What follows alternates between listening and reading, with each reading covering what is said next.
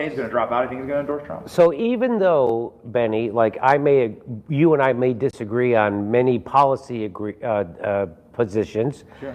like Frederick Douglass said, I will join with anyone to do good and no one to do bad. So wherever you and I agree, I would like to join with you to help and push things. And where we disagree, I would like to use the power of persuasion to get you to come to my side. But I agree with you with the RFK. So that's why I think RFK, he should try to get a position in any administration, whether it's Donald Trump's, Kamala Harris, or Richard Nixon's, or whoever's, right? He should try to get, because I was saying before, he wanted to have a vaccine commission before COVID happened, and Bill Gates got the ear of Donald Trump, and Bill Gates said, no, don't do that, that's a bad thing, which is a direct quote from Bill Gates. And so Trump listened to that guy instead of Bobby Kennedy, and that was a mistake. Imagine if we had a vaccine commission before COVID.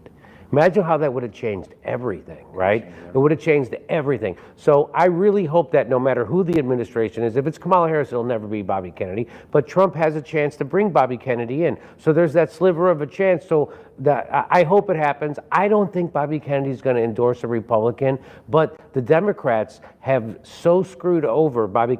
They're the most undemocratic primaries. At least Republicans have Democratic primaries. Whoever wins the vote gets to be the thing. That's how Trump succeeded in fact, he was probably smart to run as a Republican because, you know, Trump was never a Republican or a Democrat until he ran, and then he chose the Republican Party. Because when Bobby Kennedy came on my show the first time, I gave him a hard time. I said, I would like to get excited about your candidacy, but I can't because I know it's a fool's errand. Your candidacy is a fool's errand because they have super delegates in the Democratic Party. They don't have that in the Republican Party. They have a super delegate. And I said, Bobby, why do you think they have super delegates? So that a guy like you could never become the nominee. And soon enough, and he disagreed with me, he fought back. He goes, I'm a Democrat. My dad was a Democrat. My uncle was a Democrat. I've been a long life Democrat. Democrats are better than Republicans. He said that on my show. And then he ran for president and he realized those, can I swear on here? Please, go. Those motherfuckers.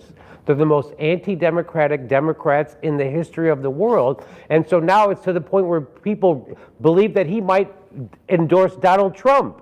That's how bad the Democrats are. That's how bad they are. You turned RFK Jr.'s son, who was an environmental champion of the left for decades. People can now go kayaking in the Hudson because of Bobby Kennedy and his lawfare against corporations and now they've been turned into haters of Bobby Kennedy because of the money of Big Pharma, because Democrats under Bill Clinton's tutelage became the tools of military-industrial complex, Wall Street, Big Pharma, and insurance companies and big oil.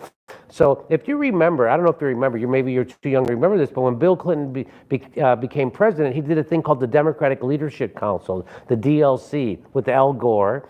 And that was like they were going to be the new Democrats, right? What did that mean? That meant they got so scared by Ronald Reagan that they decided to become tools of Wall Street. And so they said, hey, we're open for business. And on the Democratic Leadership Council, the DLC, they had Koch brothers executives on their DLC. So there was no difference. Bill Clinton, he did private prisons. He had 100,000 new cops.